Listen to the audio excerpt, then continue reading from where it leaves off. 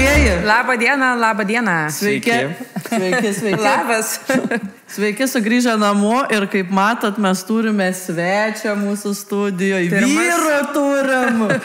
Po naujų, kaip sako, kaip naujieji, taip šventė. Taip šventė ir šventė atėjo į mūsų kiemą. Ir šiandien turim svečias. Svečias, prisistatykit, kas jūs toks esat? Sveiki, tai aš esu Robertas, esu būsto paskolų ir draudimo brokeris. Ir šiandien esu pakviestas į šią laidą ir pasistengsiu atsakyti į žmonių užduodamus klausimus dažnai arba tos klausimus, kurių žmonės bijo užduoti tiesiogiai man. Pikantiškus klausimus, kvailus klausimus ir visokius kitokius klausimus. Kokių galima ar negalima, šiandien bus viskas atsakyta. Ir užklausta ir atsakyta. Kalbėjom apie Robertą, kalbėjom ir... Kiek rekomenduojam, jo, kiek skatinam naudotis Roberto paslaugom. Ir atėjo tas laikas Robertui parodyti savo veidą. Pasirodyt prieš visus. Bet kaip visada, iš pat pradžių, kol pradėsim kalbėti, norime visiems labai padėkoti. Ačiū, kad žiūrite, kad vis dar žiūrite. Ačiū, kad mylite, kad nemylite, kad sekate, nesekate, laikinate ir nelaikinate, komentuojate ir gerai, ir blogai, ir visaip kaip. Vis tiek mes jūs mylim, kūrėme jums ir džiaugiamės, kad jūs vis dar esate su mumis. Jo, jau yra 3 metai, pradėjom 23, dabar jau 25 metai, tai ačiū, kas išlikote, ačiū, kas prisijungė ir toliau stengsimės daryti tą gerą kūrinį ir galėdam tiesiai prie reikalo ir pradėti kamantinėti Robertą. Aš tai iš karto, žinai, pirmas toksai klausimas, tai kaip čia tą banką apgauti ar išeiti kaip nors... Apeitą sistemą. Tokiam žmogui, kaip man, tai gal išeiti kažkaip iškelti kažką apeiti. Jo, kaip teisingai sakote, iš tikrųjų, kadangi žinote, kam kūrėte šitą podcastų... Tikrai nesukčiam, bet čia šiaip, jeigu ką. Lietuviams, kurie tikrai gali paklausti tokį klausimą, tai kaipgi man apeiti tą banką, kaipgi man padaryti taip, kad man nereikėtų to arba ano. Tai iš tikrųjų, sukčiavimas nekilnojamo turto pirkime yra pakankamai dažnas dalykas, tačiau kalbu apie tai iš blogos pusės. Tai, kad bandymų sukčiauti tikrai pasitaiko daug. Ir aš esu tikras, kad tikriausiai kiekvieno būsto paskolų brokerio karjeroje pasitaiko atveju, kai žmonės kreipiasi į jį bandydami pirkti nekilnojamo turtą sukčiavimo būdu. Ar jie įvyksta tokie sandoriai? Mano patirtyje tokių sandorių įvykusių tikrai nėra, bet tikėtina, kad jo įvyksta, nes žmonės vis tiek kalba apie tai, kad man ten kažkas padarė taip, kažkas girdėjau, kad nusipirko taip, jam nereikėjo to arba ano, kažkuria prasme tai yra sukčiavimas. Kitas dalykas, sukčiavimas gali būti traktuojamas ir tam tikros informacijos nuslėpimas, kur žmogui iš pradžių gali atrodyti, kad tai visai nerimtas dalykas, bet tai iš tikrųjų bet kokios informacijos nuslėpimas aplikacijos metu gali būti traktuojamas kaip sukčiavimas. Duok kokio nors pavyzdį. Aš perku namų, ką žmogus galėtų pagalvoti, kad man reikia nuslėpti, ar kad tai galėtų kažkaip įtakoti mano paskolą? Tvarkoja, gerai. Tai vienas iš galbūt labai dažnų ir opių tokių nuslėpimų yra savo šeimos statuso arba savo statuso nuslėpimas. Tai yra vedęs, nevedęs, turi partnerę. Kai žmonės deklaruoja, kad gyvena iš tikrųjų atskirai, bet perka... Tai yra, iš tikrųjų gyvena kartu, bet deklaruoja, kad gyvena atskirai. Ir perkamas namas vieno iš partnerių vardu ir tuomet visi po raktų gavimo smagiai įsikelia visi kartu gyventi. Tai iš bet tikrųjų... Bet kur čia yra, jeigu aš perku namą, ar čia eina kalbama apie santuoką, ar čia tiesiog boyfriend, girlfriend ten... Tai sakykime, dažnu atveju, tokiais atvejais tiesiog būna bendri vaikai ir tie bendri vaikai nebūna įtraukti į aplikaciją. Vaikai yra finansiškai išlaikomi asmenys, iki kol jiems sukanka 18 metų arba iki 23 metų, jeigu jie pilnai mokosi.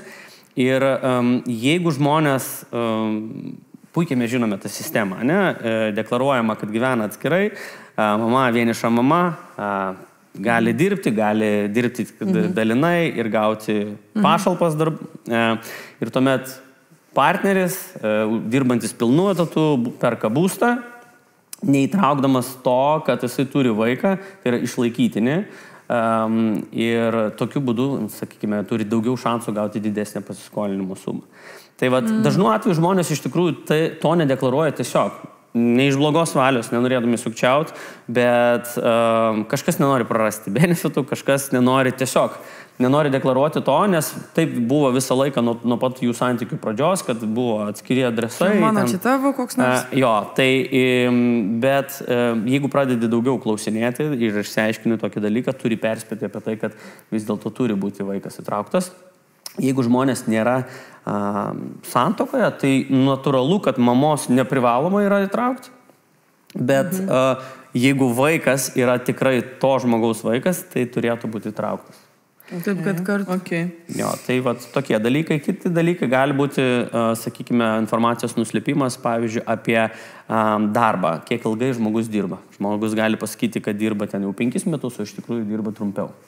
Tai gali įtakoti banko klausimų kiekį ties darbdaviu. Ir kartais žmonės neprisimena, tikrai. Gali galvoti. Bet čia lengva patikrinti, labai, ta prasme, peislipai viskas. Patikrinai nėra 5 metų ir čia nedirbai. Bet dažniausiai mes neturime tokios resursų, net ne resursų, mes neturime poreikio prašyti peislipų už 5 metus. Ir net 60 neturime poreikio prašyti už ten 5 ar 6 metus. Jeigu žmogus turi paskutinių 3 metų 60, dažniausiai čia viskas yra, teigiama, galimai yra viskas gerai, ne? Tas mėgstamas mūsų žodis galimai, dabar jie įsimada. Galimai galėtų būti. Jo, tai tiek daug nėra skalpuojami tie žmonės, jo labiau, kad mes turime įvykdyti pirminį tą patikrinimą. Pirminį, tai jisai yra, sakykime, standartiškas pakankamai. Ir jeigu jau mums kyla klausimų, tada mes galime kapstyti giliau, bet šiaip jeigu pirminėme patikrinime viskas gerai ir mes praleidžiame, tai jeigu bankui tada jau kyla klausimų, jie turi daugiau resursų, jie turi daugiau sistemų, yra tokia Hunter sistema, kur bankai dalinasi istoriją klientų, ar jie kreipiasi į jų banką. Blacklistą, ne? Sakykime, tai nėra blacklistas, bet jeigu žmogus kreipiasi į vieną banką ir bandė kažko nuslėpti arba kažkokiu būdu pagerinti savo situaciją, tada ši aplikacija būna atmetama ir jo informacija būna patalpinama į tą Hunter sistemą. Ir toje sistemoje jau kiti bankai gavę aplikaciją iš to paties asmens gauna įspėjimą, kad buvo jau kreiptasi ir ten buvo tam tikrų neatitikimų. Tai tada tiesiog, tai gali būti, kad tai tiesiog bus papildomas patikrinimas ir galbūt tas žmogus jau pradėjo teikti tinkamą informaciją, bet jeigu jie atsiremtų į tai, kad yra bandoma su tą pačią informaciją teikti, aplikuoti paskolai, tai tokiu atveju vėlgi gali iš karto ir atmesti tą aplikaciją. Tai va tokie sukčiavimo būdai. Jų yra gerokai daugiau ir žmonių vaizduotėje nėra ribų, iš tikrųjų, kaip galima būtų. Kas ką girdėjo, kas kur ką prisiskaitė, filmų prisižiūrėjo. Labai dažnai iš tikrųjų tai ateina iš tam netinkamos aplinkos tos idėjos arba tie patarimai, bet jo, būna retai, bet būna. Kaip mums tenka iš tikrųjų su to kovoti, tai dažniausiai reikia tiesiog perspėti žmonės ir pasakyti, kad mes negalime jam padėti šito klausimu. Ir tiek. Tai būna, kad ateina, pavyzdžiui, ir tiesiai, pavyzdžiui, žmogus sako, žinok, aš ten turiu vaiką, bet aš nenoriu jo deklaruoti, kad mes neturim tų vaikų. Būna tokių žmonių, bet tada tu pasižiūri jo pasiskolinimo galimybės. Ar tai įtakos jo galimybę gauti paskolą, ar neįtakos. Kitas dalykas, jeigu žmogus neturi alimentų mokamų, tai, sakykime, tada vėlgi reikia žiūrėti į situaciją, kiek laiko gyvena su jo vaikas, kokios yra realios išlaidos ant to vaiko. Galima tiesiog prirašyti, kad tai yra vaikas ir tiek, ir ten bus minimaliai tų išlaidų paskaičiuota. Bet šiaip, jeigu faktas yra toks, kad žmogus jau turi vaiką, reikėtų jį įtraukti. Kad vaikas yra, kad nepilnametis yra ir gali būti, galbūt dabar nėra išlaikomas finansiškai, bet gali būti, kad bus tas ateityje išlaikomas. Ten niekas savaitės už metų. Jo, o paskolų terminai dažniausiai būna pakankamai ilgi. Tai žodžiu, apgauti nepadėsi. Ne, tikriausiai ne. Nu tai va, nepadės apgauti. Iš karto žinau. Būdų yra, bet brokeris irgi už kažką duoną turi valgyti, tai irgi nenori rizikuoti, žinai, savo darbą. Šiaip, iš ko brokeriai... Iš kur jūs gaunat algą? Mes tai negaunam čia nieko. Iš rėmėjų babiški gaunam. Okay, tai... Sumokėdavom tai už montavimą ir grašiai tai lieka. Iš ko brokeriai valgo duoną? Nes būna kažkaip bankai moka, kitiem reikia mokėti, kitiem nereikia mokėti. Jo, ir žmonės, žinai, sako, kažką šiam turtas pinigus mokėti, ne, ką čia įsigalvoja. Kad papasakotų tai, ką... Už dyką nedirba. Taip. Koks yra tas skirtumas, ar kaip ten kas veikia? Taip, tai dažnai labai žmonėm kyla klausimų apie tai, būna žmonių galvose paprastas atsakymas būna bankai moka. Todėl pasipiktinimas kartais kyla ties to, kad yra brokerio mokestis.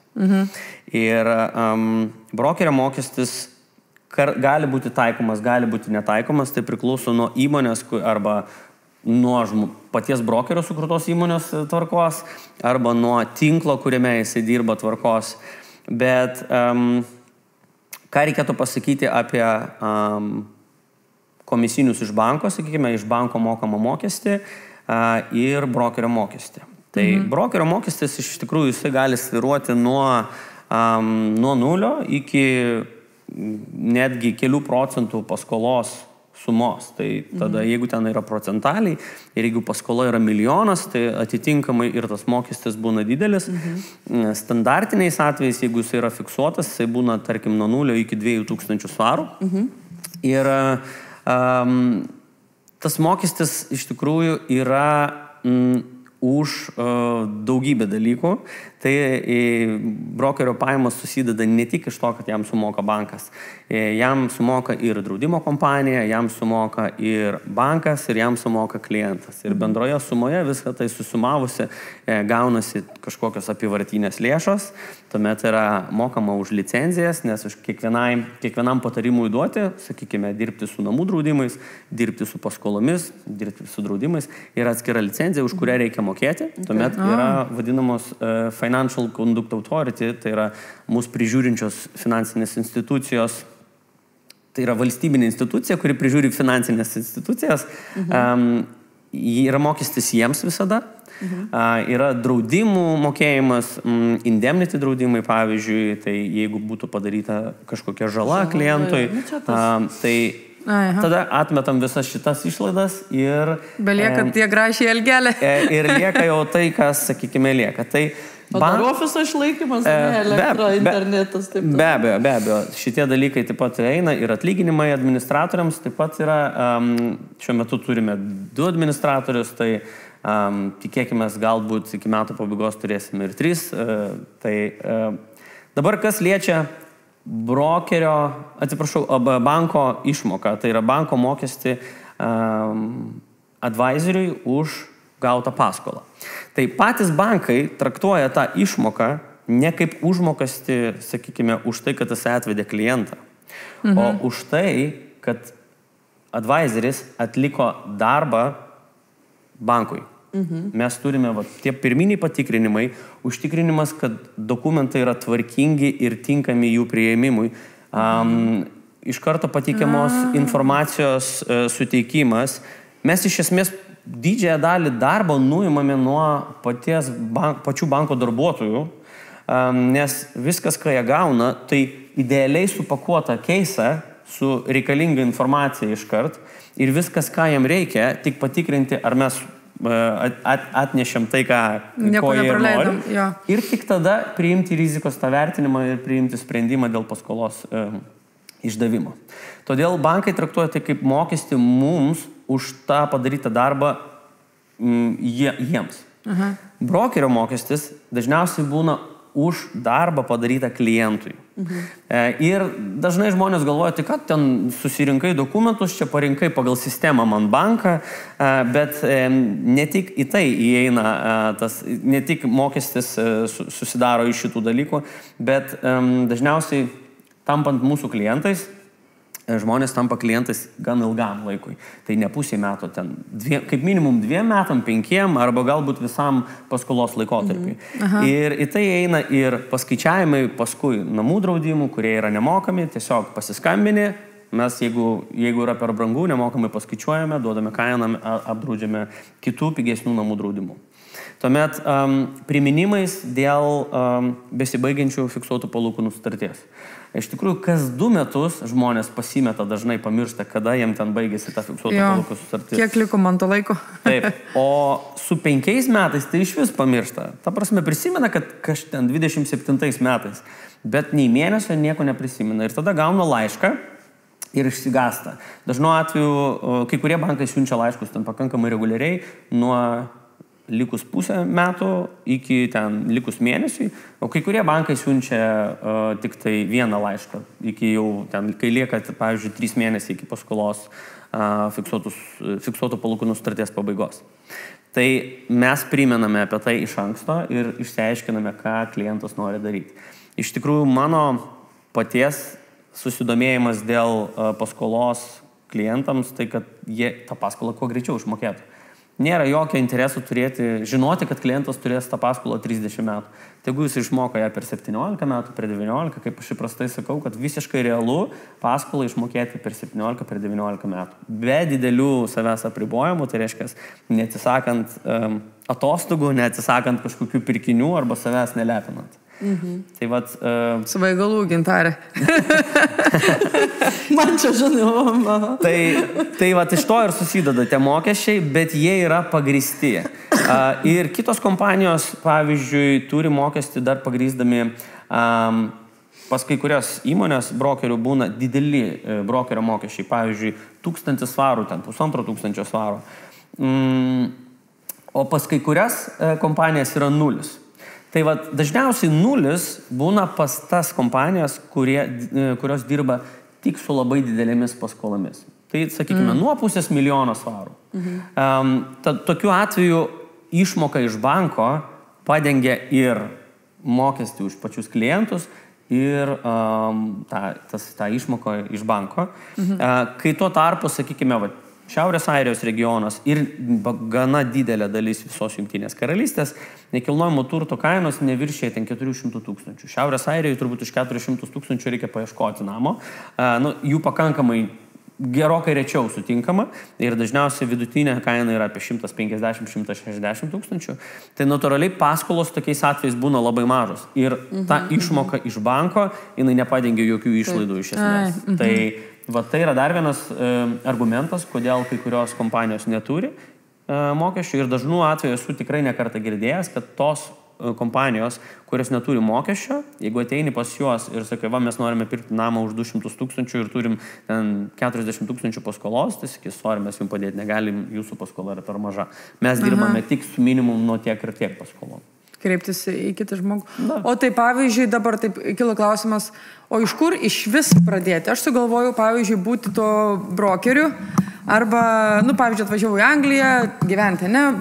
Dabar čia visos visa kita, bet įsivaizduok, aš sugalvojau, atvažiavau, aš Lietuvoje, pavyzdžiui, buvau brokeriu ir dabar noriu atvažiuoti čia į UK, aš moku anglų kalbą, viskas puikiai, turiu to laisvo laiko, turiu santaupų, galiu tą biznį, kaip sakant, pradėti nuo savęs.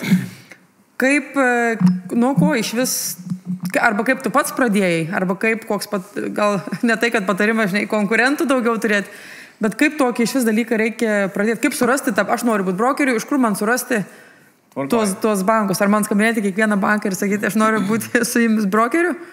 Iš tikrųjų ne. Tai tapti dėl konkurentų iš tikrųjų nėra didelės kažkokios baimės, nes šis darbas yra darbas su žmonėmis. Tai yra darbas pakankamai sudėtingas, kaip ir tavo Irida. Darbas su žmonėmis visada yra sudėtingas, todėl ne kiekvienas visų pirma gali tai daryti. Faktas. Kiek kantrybės reikia? Reikia labai daug kantrybės, nes žmonės yra skirtingi ir iš esmės nieko su to blogo nėra, tačiau gebėjimas prisitaikyti prie kiekvieno yra irgi rimtas talentas, sakykime. Tai jeigu dabar žmogus nuspręstų būti paskolų Pavyzdžiui, aš brokeris. nesugalvojau, nebenoriu aš nieko daryti su pašalpom, su imigracija, aš noriu dabar duoti žmonėm paskolas. Man žiauriai patinka, tu pakalbėjai, aš irgi noriu. Ką man daryti? Gerai, tai pirmiausia reikėtų tada bandyti eiti ir išsilaikyti CMAP licenciją, tai yra praeiti tokius mokymus. Juos galima rasti Londono bankingo institute, arba yra privačios įmonės, Simple Academy, man atrodo, dar viena tokia yra. Aš per kažką mokinos tenai, man atrodo. Jo, jos daug visokių mokymų turi, jo. Ir tiesiog reikia praeiti mokymus. Tai jeigu žmogus neturi to vadinamo backgroundo, neturi istorijos darbo Jungtinėje karalystėje su draudimais, su paskolomis arba su finansų kažkokios susijusios rytimi, tokiu atveju gali būti sudėtinga. Yra 2 knygos, tokios pakankamai storos, kurias reikia išmokti. Ten įeina ir benefitai, ir pensijos, ir bankų, sakykime, jau darbai, ir galimybė gyventi, ten rezidentai, domicilės šalis, visi tokie dalykai. Tai reikėtų tiesiog išmokti ir išsilaikyti išlaikyti tos egzaminus. Tačiau ties tuo viskas nepasibaigtų. Gerai, išmokai, čia teorija, ne? O praktiškai. Kaip papulti tą darbą?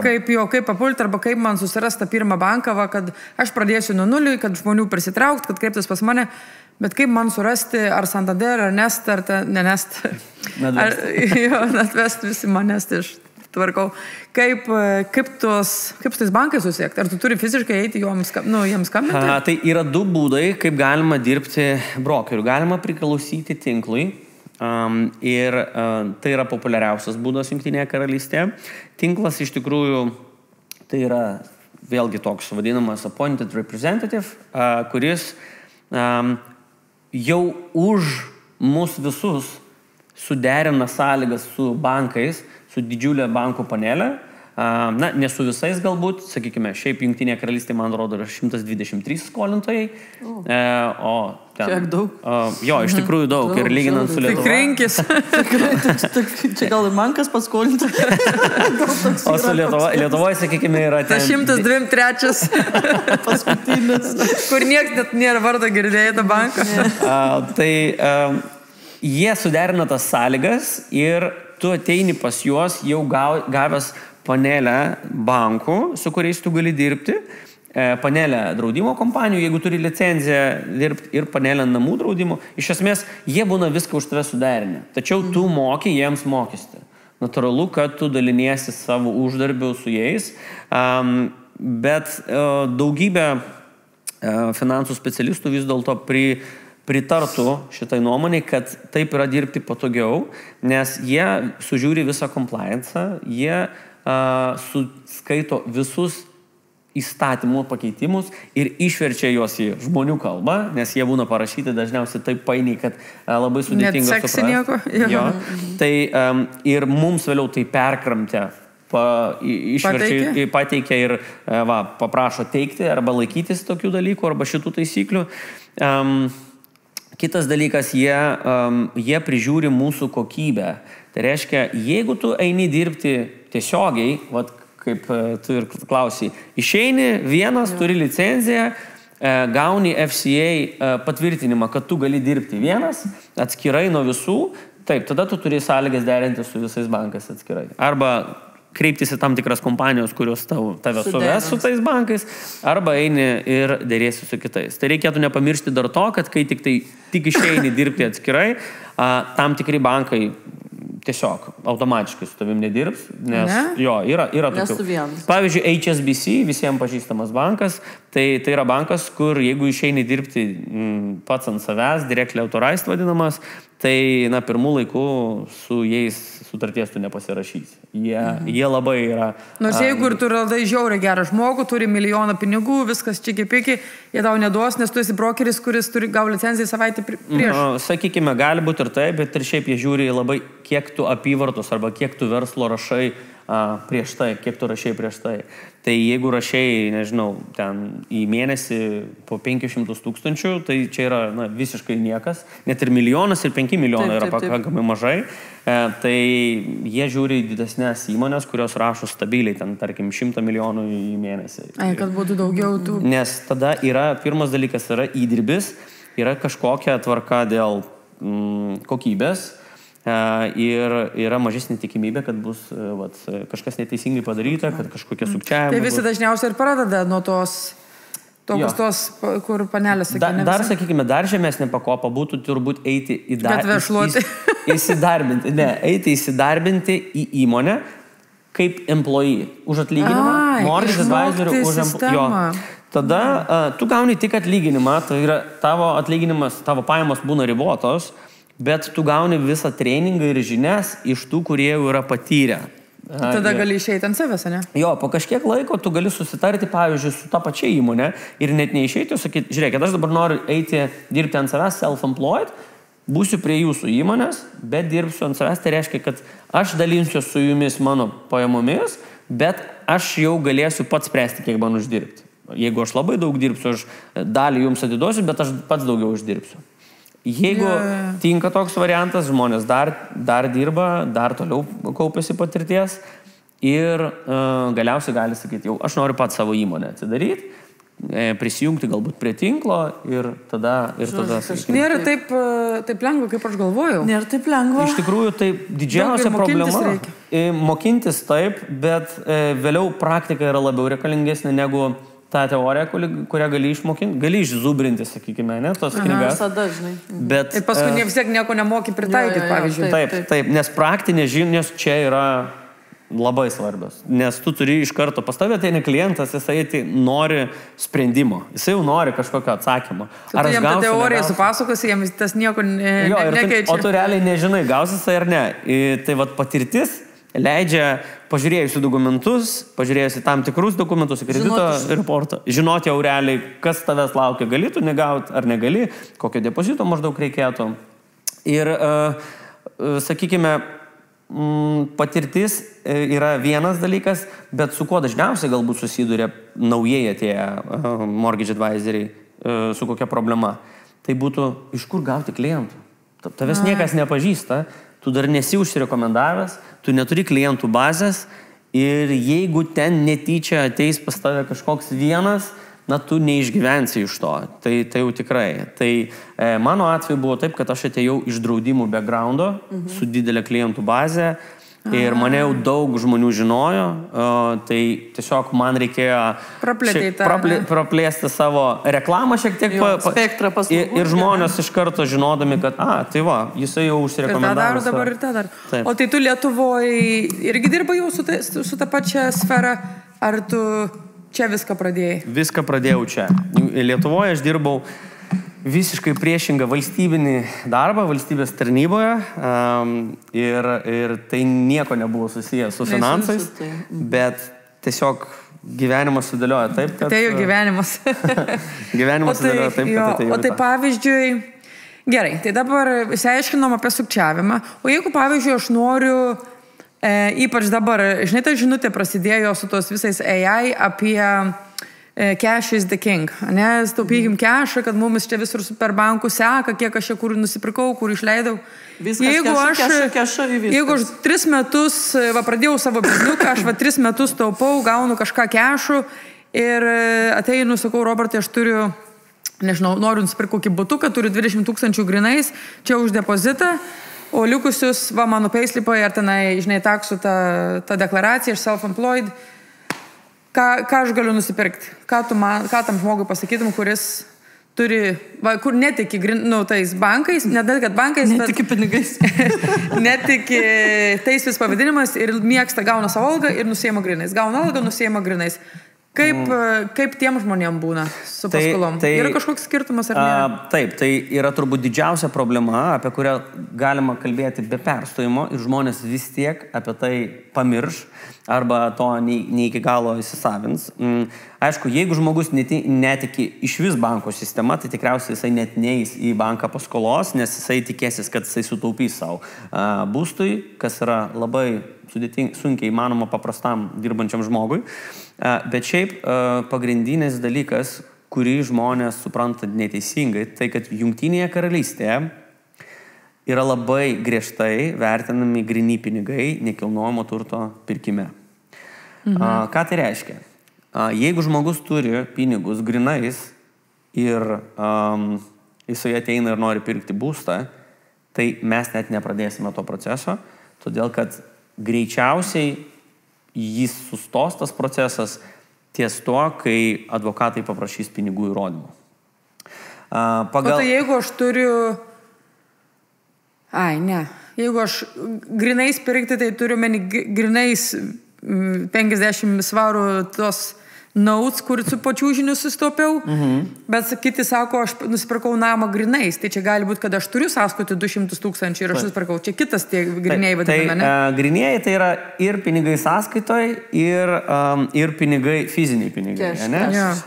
Tai valiuta, sakykime. Tai šituo atveju, jeigu žmogus tiesiog turėjo pinigus sąskaitoje visą laiką ir nusipirko be banko pagalbos, tai va tai ir vadinama, nusipirko už grynus. Be banko pagalbos. Nes, pavyzdžiui, tu turėjau biznį, pardaviau biznį už 200 000, man kitas biznis parvedė 200 000, susiradau mortgage, man nupirko namą, aš sumokėjau iš to pavedimo vieno ir viskas, ne? Taip. Tai va, kai žmogus ateina tiesiog su grynais pinigais, kame yra problema iš tikrųjų?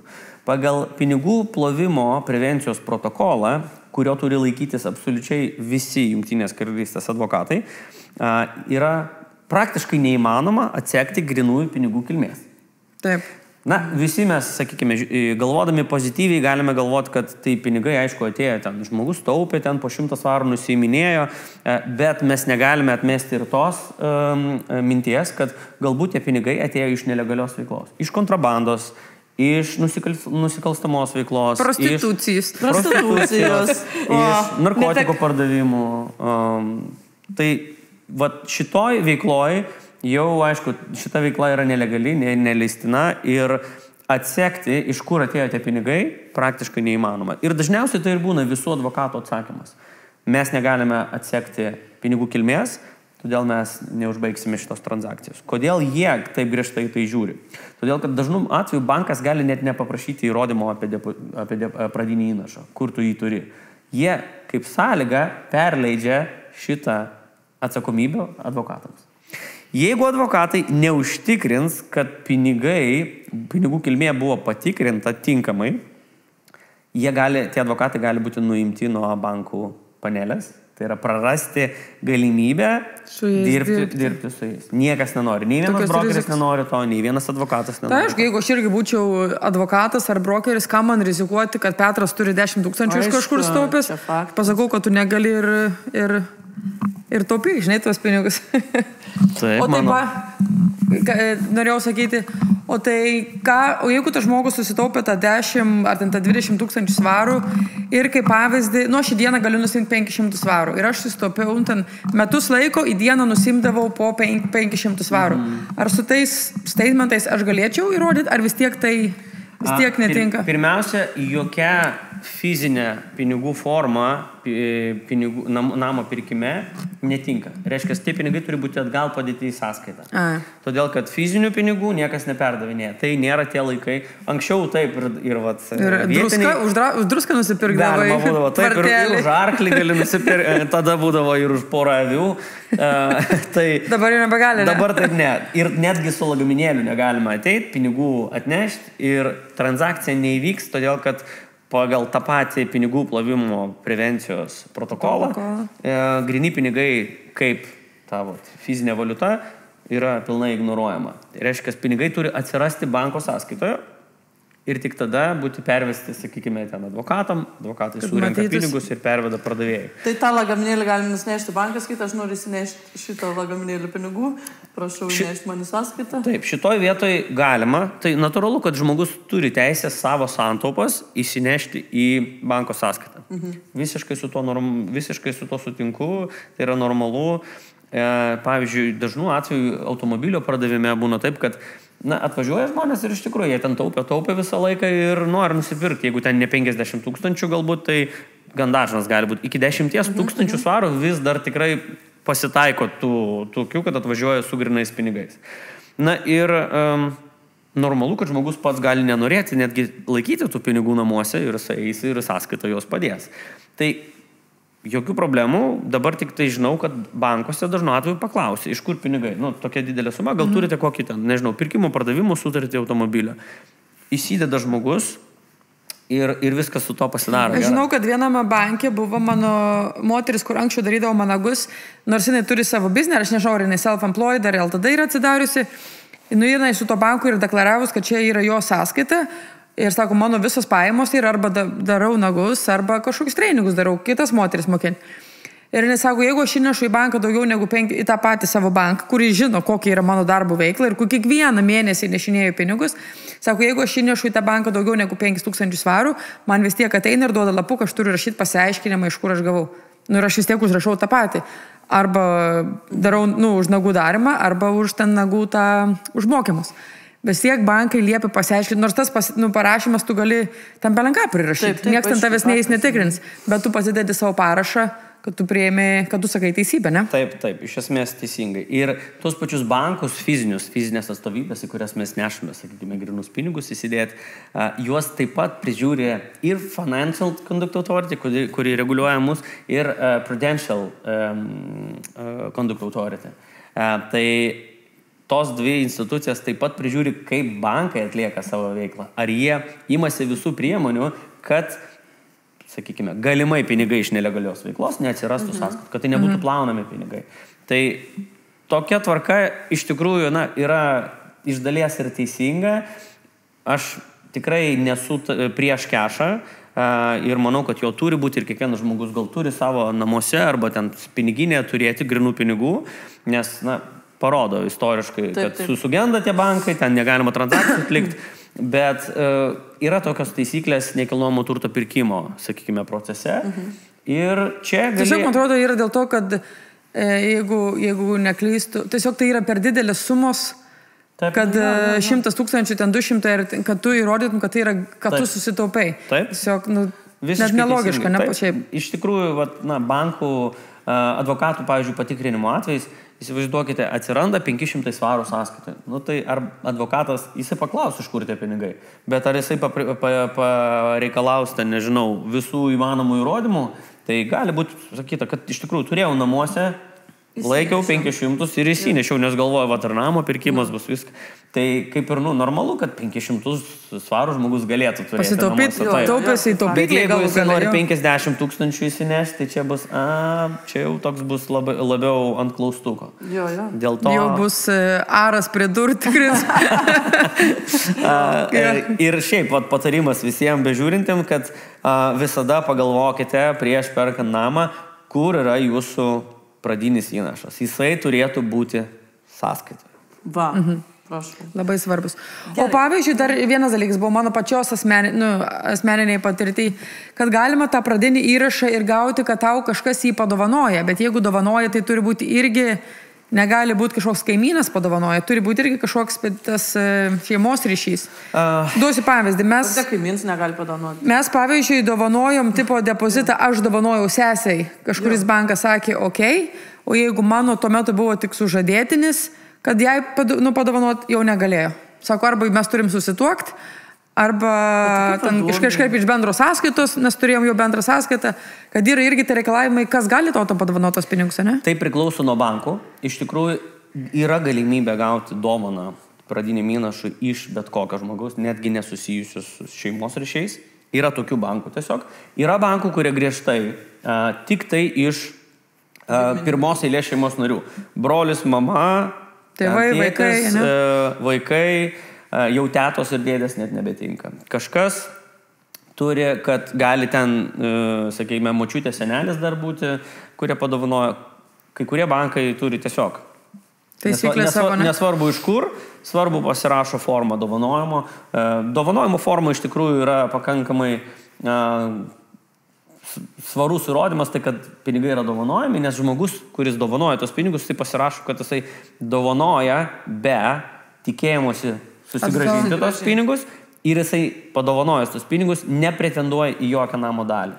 O tam dovanotojam reikia įrodyti, kad čia yra ne iš narkotikų pinigai? Taip. Irgi tą patį reikia. Lygiai tokia pati procedūra, žmogus dovanojantis pinigus, tie pinigai turi būti vėlgi sąskaitoje ir jisai turi įrodyti, iš kur pas jį atkeliavo tie pinigai. Tai jeigu pas močiutė sąskaitoje, jinai ten pensijas taupė visą gyvenimą ir matysis, bet jeigu močiutė iš kažkur įsidėjo 50 000 svarų ir anūkėlė padovanojo, jau netiks anūkėlė pirktas namas. Tai niekas policijos dėl to neiškvies, bet tiesiog, sakys, mes negalime užbaigti transakcijos, todėl kad mes neaišku, kur ta močiutė tos pinigus gavo. Gerai, vienas iš dažnesnių klausimų turbūt, kai mes uždavėm tenais Facebook'e, paskelbėm, kad Robertas ateis pas mus pakalbėti, tai sakė, žmonės klausia, kiek laiko reikėtų išdirbti vienam darbe, kad aš galėčiau ateiti prašyti paskolos. Tai koks būtų atsakymas, jeigu taip glaudžiai? Labai dažnas klausimas, kurį man užduoda ir tiesiog ir Facebook'e, ir WhatsApp'e.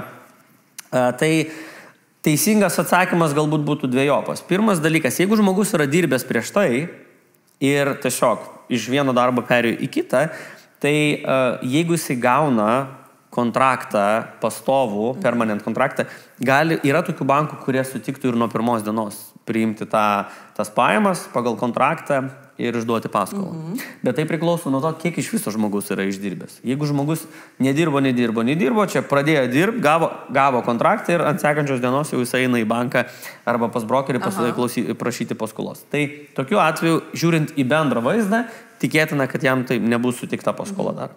Bet toks įmanomas dalykas. Jeigu buvo pakeistas darbas, yra bankų, kurie sutiktų išduoti paskolą netgi nuo pirmos dienos Nu va, prašau, yra vilčių. Daugiau šansų.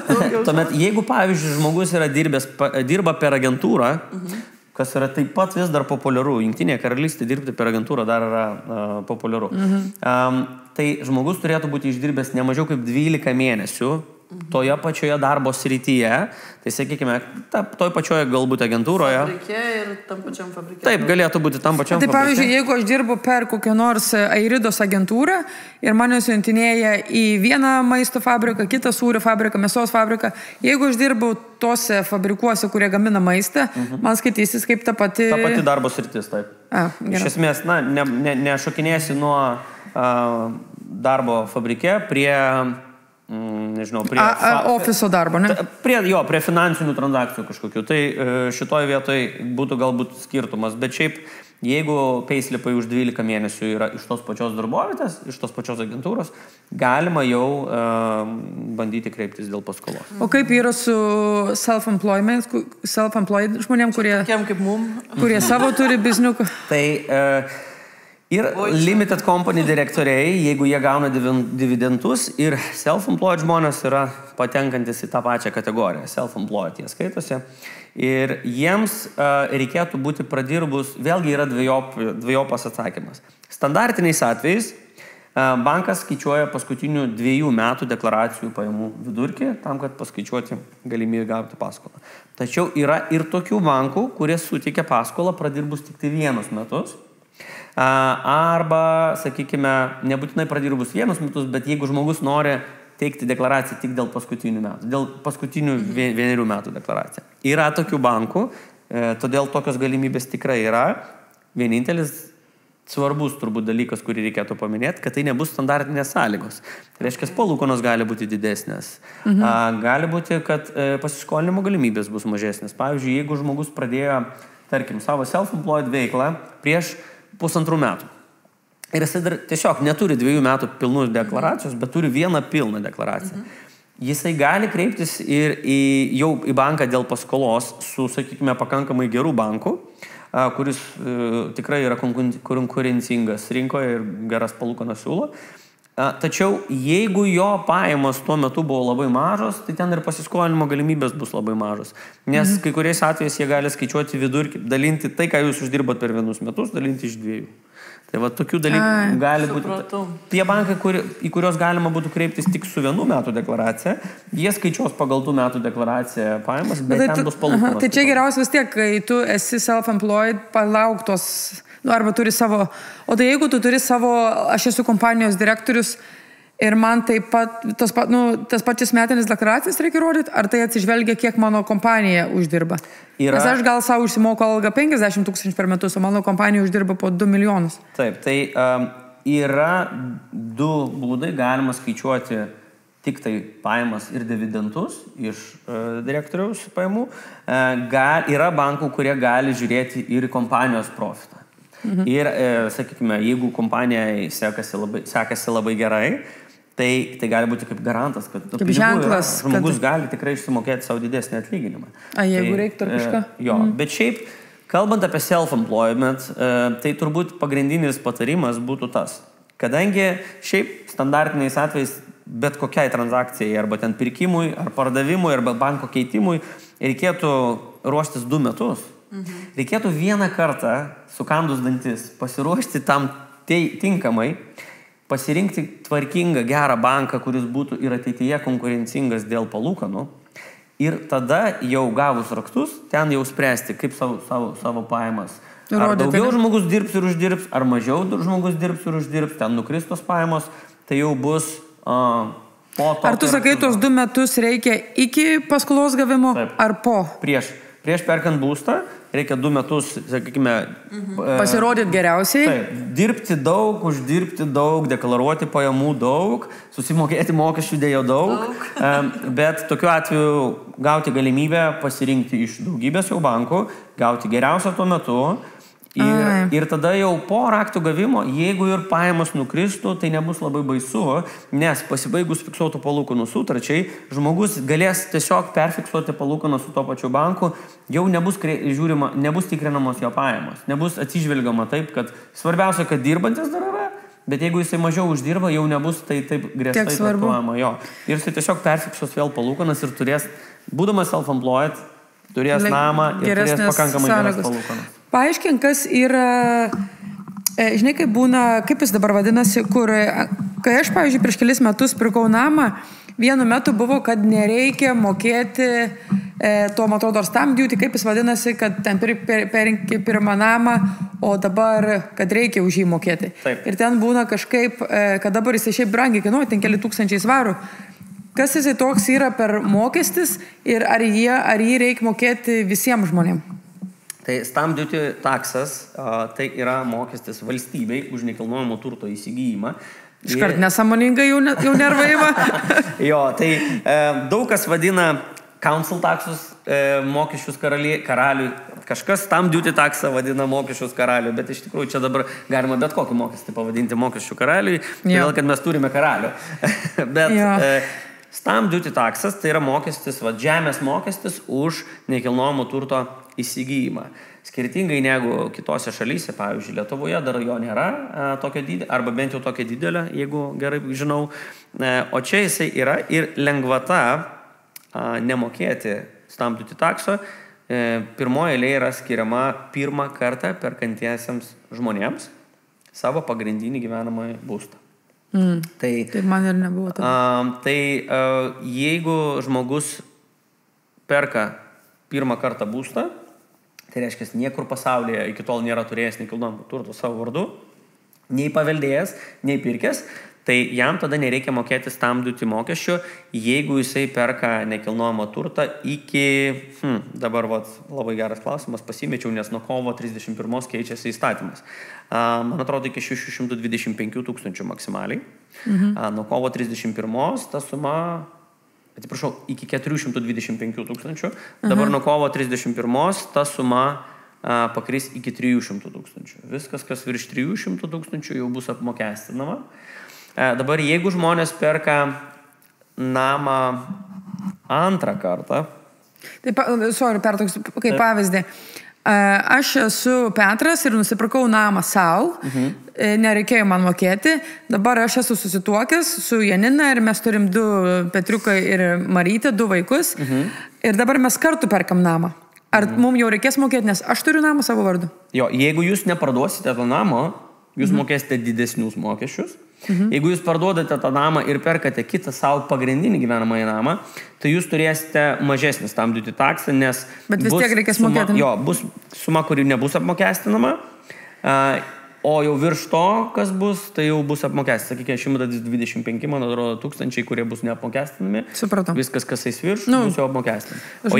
O jeigu žmonės turi būstą ir perka 2, 3, 4 būstą, neparduodami savo pagrindinės gyvenamosios vietos, ant kiekvieno papildomo namo bus skaičiuojamas stamp duty taxas jau pilnų tempų, sakykime taip. Nu va, kiek įdomi, ne, visokių dalykų yra, visokių čia... Aš dar galėčiau klausti, kalbėti ištisai, bet sulaukiam kelių, ne, ir klausimų, tai gal atsakykim dar, kol turim Robertą, ne, ir kažką... Pasinaudoti progą. Iš tikrųjų, pasinaudokim progą. Tvarkoj. Tai iš tikrųjų ačiū visiems už klausimus, tiem, kas paklausė.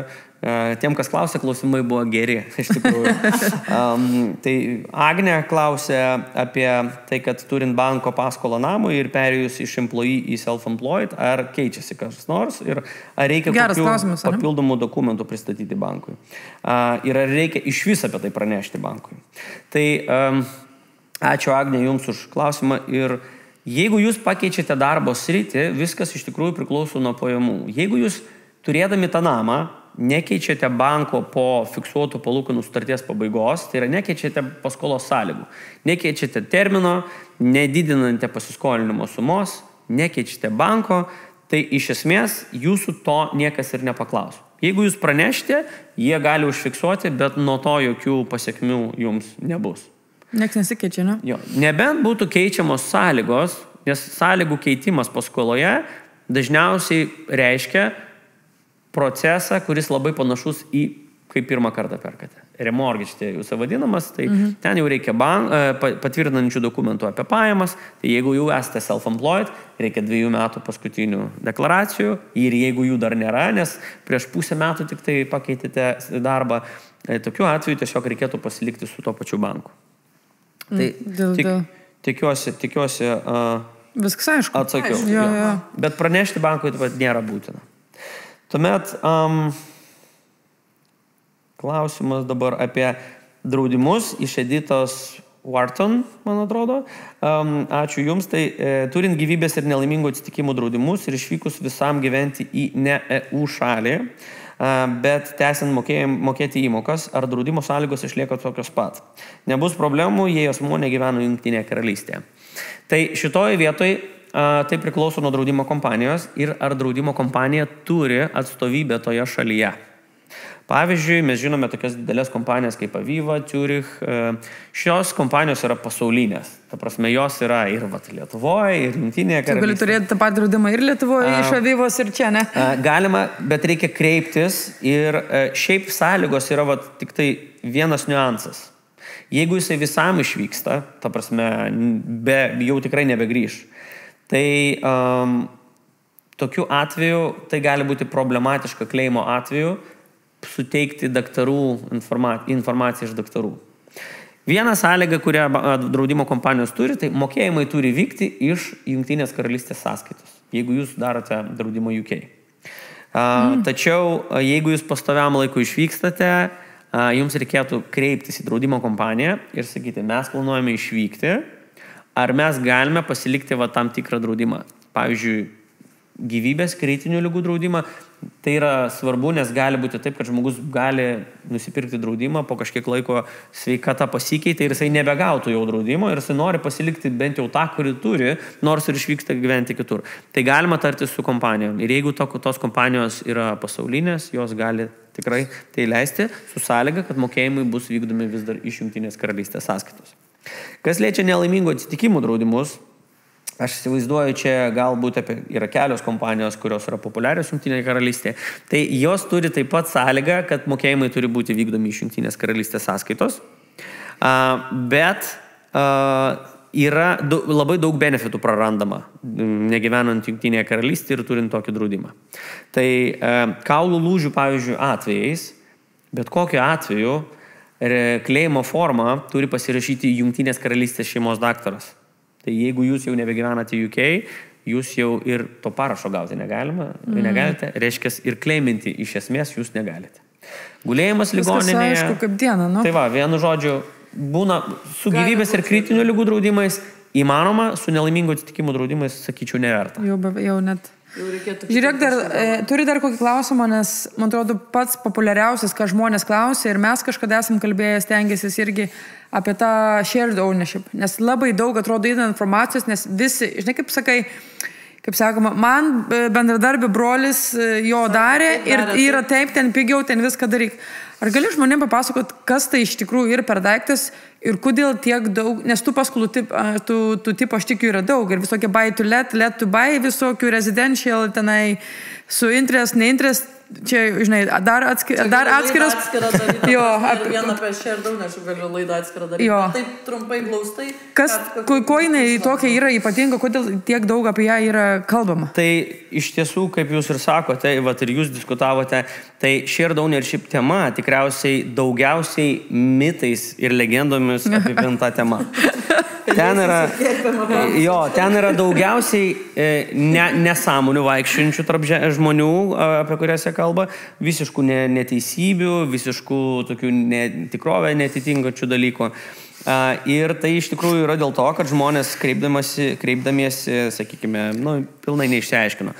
Nes iš esmės paskolų brokeriai, advisoriai neprivalo konsultuoti shared ownership tinkamumų klientui. Reiškia, informacijos neturi per daug teikti.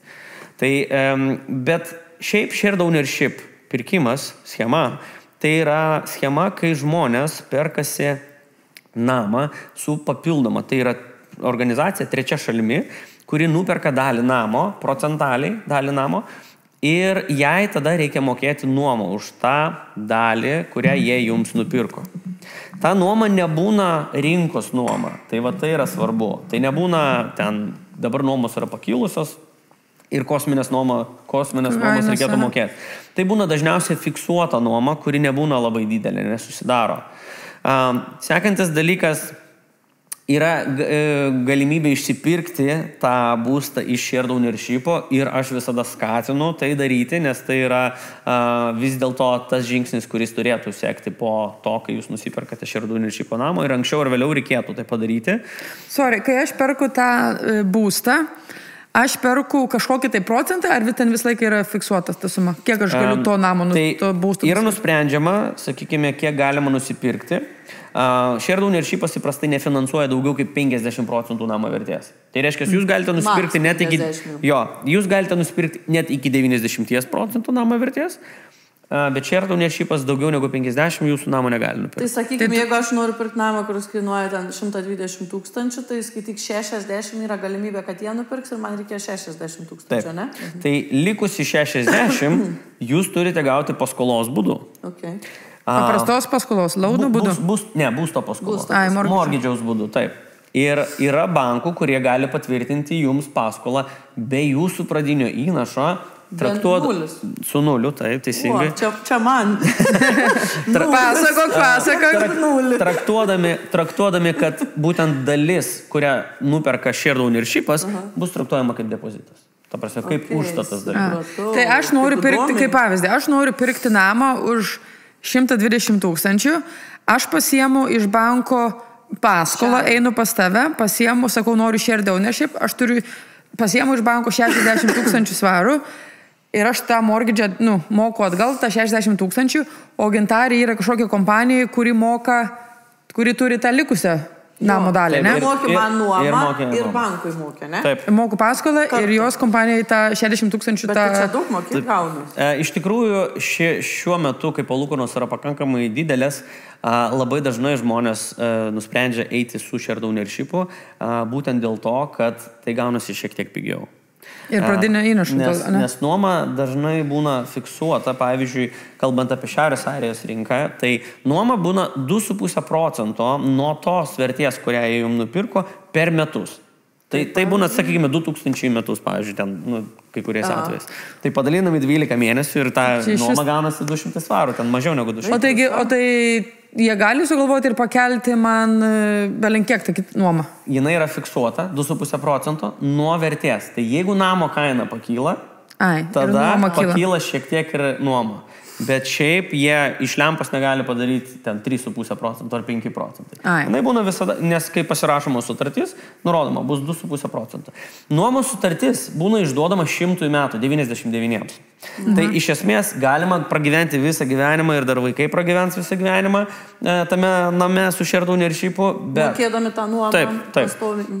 Bet jeigu norima išsipirkti, ką aš visada rekomenduoju, padaryti per 5 pirmus metus, tai tokiu atveju, tiesiog reikėtų taip ir daryti. Galima priprasti ir niekada to neišsipirkti. O tai tuos savo tą mortgage aš moku ten bankui, o kam aš moku tą nuomą? Kažkokia įstaigai? Tai įmoniai, kuri suteikia tą... Ta, kuri turi tą kitą pusę. Tai pavyzdžiui, Šiaurės Airijoje tai yra Northern Ireland Co-ownership organizacija ir... kažkokia įstaiga, nebus. Jo, ir dar viena. Dažniausiai tai yra nepelno siekiančios organizacijos. Atrodo keistai, skamba nelogiškai, bet iš tikrųjų ką jie daro? Jie iš savo pelno, kurį gauna iš tų namų, jie sumoka atlyginimus, visus kitus pinigus jie reinvestuoja į pagalbą nupirkti namus kitiem.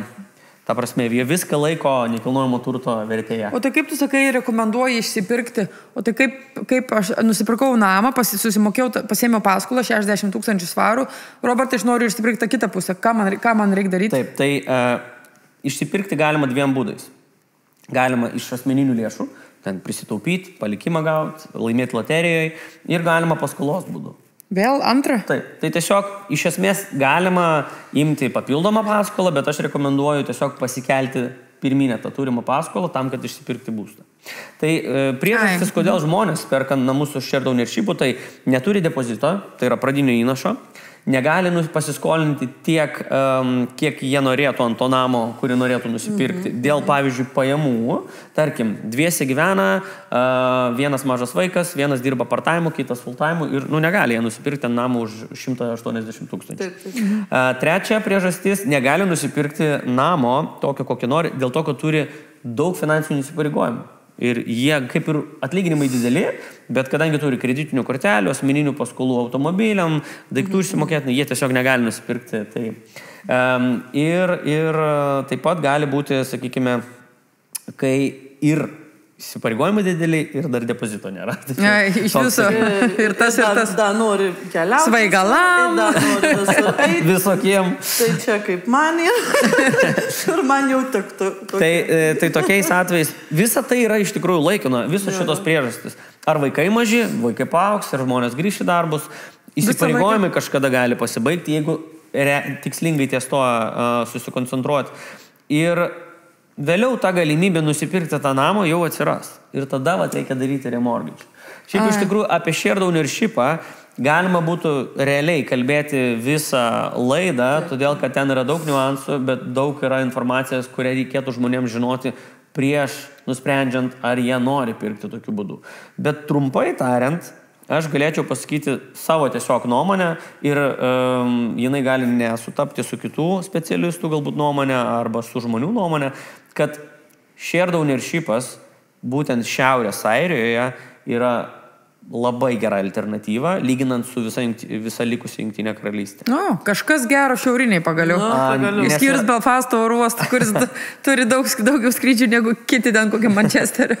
Tai va šitoje vietoje tikrai, aš taip manau, todėl, kad yra daug teigiamų skirtumų. Pavyzdžiui, nėra regionais apribota. Tai reiškia, visoje Šiaurės Airijoje gali pirkti būstą. Kai, pavyzdžiui, Jungtinėje karalystė, tai yra Anglijoje, yra pagal regionus. Tarkim, kažkurioje pusėje dirba ta organizacija, kažkurioje pusėje ta organizacija nedirba, dirba kita. Tuomet namai tinka nauji ir nenauji. Reiškia, tai gali būti ir senos statybos namas, bet jis turi būti tvarkingas. Tiesiog, nelūšna. Tai turi turėti langus, turi turėti elektrą, šildymą, virtuvę, visus tos dalykus. Sausas, sakykime, be drėgmės, bet jisai neturi būti kosmetiškai ten išgražintas visas. Tai vat, ir dar yra tam tikrų skirtumų, kurie iš tikrųjų yra labai teigiami. Žiauriai svarbi informacija. Labai gera. Labai, iš tikrųjų labai gera, tai pakomentuokit visi, jeigu jums aktuali tokia tema. Tai ir jeigu reikia, jeigu turi daug laidą apie shared ownership padarysim. Jeigu reikia kokios informacijos pagalbos, ar sugalvojat, kad jums tinka kažkokio tai būdo paskola, ypač shared ownership, Tai rašykit Robertui, mums nerašykit, nes mes nieko apie tai neišmanom ir nepadėsim, o Robertas ir pasakys, ir dar padarys. Tai be abejo, jeigu kažkam bus aktuali informacija, aš žinau, kad labai daug kyla klausimų, ypač išgirdus tą informaciją iš aplinkos. Nes aplinkoje mitai būna įvairūs. Negali viniesi kaltiname, negali remonto name pasidaryti. Kaip yra, ką tu gali daryti, kai tu turi tą viską. Jeigu jūs turite shared ownership'o nusipirktą namą, jūs galite daryti viską tą patį, ką ir su savo namais. Jūs galite turėti augintinius, nereikia nieko atsiklausti. Jūs galite daryti remontus, sienas gręžti, kalti. Jūs galite netgi griauti sienas. Tiesiog jūs turite pranešti shared ownership organizacijai. 9,5, ten 99% atvejais jie pasakys gerai, tik jūs turite tai daryti pagal taisyklės, reiškia su building controlu. Taip pat kaip normalus žmogus daryti savo namus. Taip, ne pats, sakykime. Tai, o visi kiti dalykai iš tikrųjų tai yra kaip jūsų namas. Ir dėl to ir ta nuomos sutartis yra, sakykime, 100 metų, tai kad tu tikrai gali pamiršti, kad ten dar kažkam tas namas dar priklauso. O tu tom institucijom, kurios vaduoda tą kitą pusėdalį, jie neturi jokios motivacijos atimti iš tavęs tą pusę. Jie nori kaip tik, kad tu mokėtum tą mokestį visą laiką, ne? Iš tikrųjų, ne. Pats ownership'as, pavyzdžiui, jie sako, kad mes neturime jokio intereso kaip įmanome ilgiau laikyti nuomininkus su ownership'u, nes mūsų, sakykime, uždarbis yra nekilnojamo turto kainų augime, ne nuomos mokėjime. Nuomos mokėjimas padengia ten bazinius dalykus. Tai jie patys skatina žmonės išsipirkti ownership'ą kaip įmanoma greičiau, ypatingai skatina per pirmus 5 metus, nes tai padaryti būna lengviausia. Namo kaina būna mažiausiai pakilusi, žmonės dar taip daug nepripratę, kad čia mes jau pamiršom, kad shared ownership'ą turim, mums čia labai patogu. Ir tada yra lengviausia, per pirmus 5 metus yra lengviausia išsipirkti tą namą. Tai ownership'as visada taip ir sako, kad mes neturime intereso, mūsų uždarbis yra iš nekilnojamo turto augimo. Tai išsipirk, jeigu nori, kuo greičiau ir visiems valio. Jo labiau jie tos pinigus reinvestuoja į kitus nekilnojamo turto vienetus. Tai realiai jie vėl patenka į flow, į tą, sakykime, investavimą ir jie nieko iš tikrųjų ir nepraranda. Neprarandi ir jie laimi ir tu laimi. Taip. Kiek tik spėjom išklausinėti, tiek daug informacijos, tikrai atrodo, kad jau, tikrai atrodo, žiūrėk, kaip tu sakai, žmonės prisigalvoja visokių tų mitų ir bendradarbio šuns pusbrolio kaimyno brolis, ten tikrai žino 100%, jis taip sakė, bet vis tiek nėra teisybė. Vis tiek nėra teisybė. Aš irgi atrodo jau galvojau tikrai, kad žinau atsakymai, kur klausimus, kai kuriuos klausiau. Nieko aš nežinau. Tikrai ne taip buvo, kaip aš galvojau, čia kaip faktą, šitą jau žinau, nes perskaičiau pati. Tai Google irgi gali būti nesąmonė. Į mane dažnai kreipiasi žmonės ir bent jau, sakykime, kartą į dieną tikrai būna su neteisinga informacija. Mes girdėjome, kad yra taip, o yra iš tikrųjų kitaip. Paskutiniu metu iš tikrųjų nemažai gaunu tų užklausų, tai tikrai per dieną būna klausimų su klaidinga nuomonė. Mano darbė lygiai tas pats. Mano irgi. Tu tiek daug gauni, tu nori, sako, pasitikslinti, nes aš galvoju, kad yra taip. Ne, sakau, jums čia jau pripasakojo Marytė nesąmonė. Bet būtent dėl to specialistai ir reikalingi tam, kad būtų vieta, į kurią atėjus galima būtų gauti konkrečią informaciją. Dar yra labai svarbu, aš esu tikras, kad ir jūsų darbuose, tai kad ta informacija gali skirtis pagal kiekvieno konkretaus asmens situaciją. Aišku, būtinai. Tai ir dėl to tie atsakymai gali skirtis. Ateis 2 žmonės ir sakys, mes norime tokį patį namą pirkti ir jų atsakymai jiems bus skirtingi. Jo. Nors jie galvoja, kad jų situacija yra labai panaši, bet gali būti vienam... Žmonės tuose pačiuose darbuose dirba. Ir tokia pat ten atlyginimą gauna. Tiek pat vaikų turi. Jo, bet vis tiek skiriasi jų atsakymai. Už tai jūs ir turit eiti ir pas specialistą ir kiekvieno situacija, tai nėra tai, ką mes šiandien pasakėm, kad taip yra, ten būtinai 100% visiems žmonėm. Gali būti kažkam biškis skirtis, tas Tai tikrai gali skirtis tą informaciją, nes... Čia nėra kažkoks, žinai, finansinis patarimas iš tavęs, dabar darykit visi taip ir taip, share the ownership. Kiekviena situacija yra individualiai, kai kažkuriam bus taip geriau, kitam toks mortgage'as ar paskola yra geriau. Tai prisimenant šitą dalyką, be abejo, aš tikriausiai turėjau paminėti tai iš pat pradžių, kad visa informacija, kuria šiandien yra pasakyta, kurią aš dalinausi su jumis, tai nėra finansinis patarimas, tai yra tiesiog mano nuomonė, mano patirtimi remta nuomonė ir kiekvienam tą informaciją po situacijos išsiaiškinimo gali skirtis individualiai būti jo aplinkybės. Tai va, dėkojom labai. Dėkojom, Robertai, tau, kad atvykai pas mus. Ačiū. Kad supasakojai viską. Kad supasakojai. Tikiuosi, gal dar ateityje kažkada vėl susitiksime. Labai tikiuosi, jeigu žmonės turės susidomėjimo, tai būtinai atvyksiu, būtinai papasakosiu, nes šitą temą galima, finansų tema Jungtinėje karalystėje, ne savo šalyje, tikrai galima kalbėti, man atrodo, be galo be krašto, nes net savo šalyje būna klausimų, o čia tai iš viso jos yra dar daugiau, kai šalis yra pakankamai biurokratinė, su daug visokių peripetijų, tai tikrai geriausia žinoti tai yra iš specialistų. 100% sutinku. Tai va, dėkojom, Robertai, tau, dėkojom visiems žiūrovams, kurie žiūrėjot, kurie klausėt. Jeigu kils klausimų, visada rašykit. Mums dėkojom už visus pasidalinimus, visus patiktukus, visus jūsų komentarus ir viską. Ačiū jums labai. Ačiū ir iki kito karto ir ačiū, Robertai, tau. Ačiū emigrantams, ačiū jums, mėly žiūrovai ir tikiuosi pasimatysime dar. Ate.